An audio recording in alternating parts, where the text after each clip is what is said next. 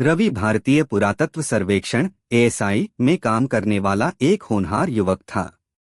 उसे पुराने किलों और ऐतिहासिक स्थलों के बारे में जानने और उनके इतिहास को खंगालने का शौक था। हाल ही में उसे दिल्ली के श्री फोर्ट की देखरेख के लिए एक जिम्मेदारी सौंपी गई थी। श्री फोर्ट के बारे में बहुत सी भूतिया कहानियां सुनने को मिलती थीं।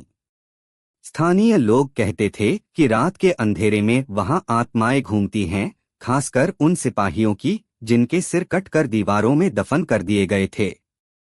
रवि की टीम को श्री फोर्ट में दिन के समय सर्वे करना होता था। यह एक पुरानी इमारत थी जिसके हर पत्थर पर इतिहास की छाप थी। मगर रवि को हमेशा लगता था कि कुछ ऐसा है जिसे दिन के उजाले में देखा नहीं जा सकता। एक दिन जब टीम दिन का काम खत्म कर रही थी, रवि ने निर्णय लिया कि वह आज रात फोर्ट में अकेले रुकेगा। उसने अपने साथ एक कैमरा, टॉर्च और नोटपैड लिया और टीम के जाने के बाद वह अकेले वहां रुक गया। अंधेरा होते ही श्री फोर्ट की पुरानी दीवारें और भी रहस्यमयी दिखने लगीं। दीवारों पर उग आई काई और टूटे हुए पत्थर अजीब सा एहसास दिला रहे थे। रवि ने सोचा, क्या सच में यहाँ कुछ है? उसने अपने कैमरे को तैयार किया और फोर्ट के अंदर चलने लगा। हवाएं थोड़ी ठंडी थीं और फोर्ट के चारों तरफ सन्नाटा पसरा हुआ था। बीच बीच में उसे पेड़ों की पत्तियों की सरसराहट सुनाई देती थी, जैसे कोई छुपकर उसे देख रहा हो। रवि एक पुरानी मस्जिद की ओर बढ़ा, जो किले के कोने में स्थित थी। कहते हैं कि इस मस्जिद के पास ही अलाउद्दीन खिलजी ने अपने सैनिकों के कटे हुए सिर दीवारों में दफन करवाए थे। जैसे ही रवि वहां पहुंचा, उसे दूर से किसी के चलने की आवाज सुनाई दी। उसने तुरंत टॉर्च जलाई और चारों ओर देखने लगा, पर वहां कोई नहीं था। रवि को थोड़ा अजीब लगा, लेकिन उसने खुद को समझाया कि शायद यह सिर्फ उसकी कल्पना थी। मस्जिद के पास की दीवारों पर उभरे पत्थरों को देखते हुए रवि ने अपना कैमरा चालू किया। उसकी फ्लैश दीवारों पर पड़ी और अचानक एक कटा हुआ सिर दीवार से बाहर निकला हुआ दिखाई दिया। रवि की सांसें तेज हो गईं।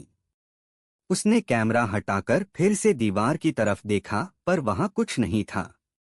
जब उसने दोबारा कैमरे में देखने की कोशिश की, तो उसका कैमरा अचानक बंद हो गया। बैटरी फुल होने के बावजूद कैमरा काम नहीं कर रहा था। यह बात उसे और ज्यादा बेचैन करने लगी। रवि अब फोर्ट के अंदर और गहराई में जा चुका था। अचानक उसे घोड़े की चीख सुनाई दी। पहले यह दूर से आई, फिर धीरे धीरे नजदीक आने लगी। रवि को समझ नहीं आया कि यह आवाज कहां से आ रही है। वह हड़बड़ाया और उसने चारों ओर देखा, लेकिन वहां कोई घोड़ा नहीं था। यह चीख उसे और डरा रही थी। तभी उसे दौड़ते कदमों की आवाज भी आने लगी, जैसे कोई घोड़ा तेजी से उसकी ओर आ रहा हो। उसे लगा कि अब वह किसी बड़ी मुसीबत में फंस चुका है। रवि डरते डरते एक पुराने टूटे हुए द्वार की ओर बढ़ा। जैसे ही उसने वहां कदम रखा, उसे महसूस हुआ कि दीवारें उसे घेरने लगी हैं।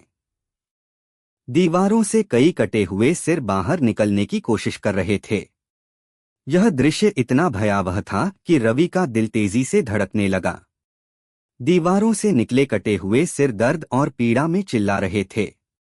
रवि ने भागने की कोशिश की, लेकिन उसे ऐसा महसूस हो रहा था कि दीवारें उसके चारों ओर कसने लगी हैं। रवि की हिम्मत अब जवाब दे रही थी। वह पूरी ताकत से भागने की कोशिश कर रहा था, लेकिन उसे ऐसा लग रहा था कि उसके पैर जकड़ गए हैं। अचानक उसे अपनी गर्दन पर एक तेज दर्द महसूस हुआ, जैसे कोई उसका सिर काटने की कोशिश कर रहा हो। वह चीखना चाहता था, लेकिन उसकी आवाज गले में अटक गई थी। दीवारों से निकलते सिर उसे घूर रहे थे और जोर जोर से चीख रहे थे। हर चीख उसके दिल में डर और भय को और गहरा कर रही थी। अगली सुबह जब श्री फोर्ट का गार्ड वहां आया, तो उसने देखा कि रवि दीवार से अपना सिर जोर जोर से रगड़ रहा था। गार्ड ने उसे रोकने की कोशिश की, लेकिन रवि अजीब सी स्थिति में था। गार्ड ने उसे दीवार से दूर खींचा और रवि बेहोश होकर जमीन पर गिर पड़ा।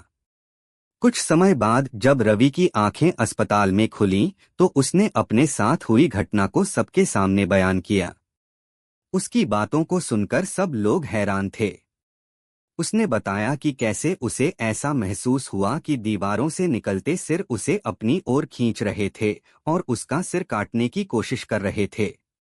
इस अनुभव के बाद रवि ने फिर कभी श्री फोर्ट की ओर रुख नहीं किया। श्री फोर्ट आज भी वैसे ही खड़ा है और उसकी दीवारें उन पुरानी कहानियों को समेटे हुए हैं। लोग दिन में वहां जाते हैं, लेकिन रात के अंधेरे में कोई भी वहां रुकने की हिम्मत नहीं करता। रवि की यह कहानी उस किले की भयानक सच्चाई को उजागर करती है, जिसे कोई जानना नहीं चाहता।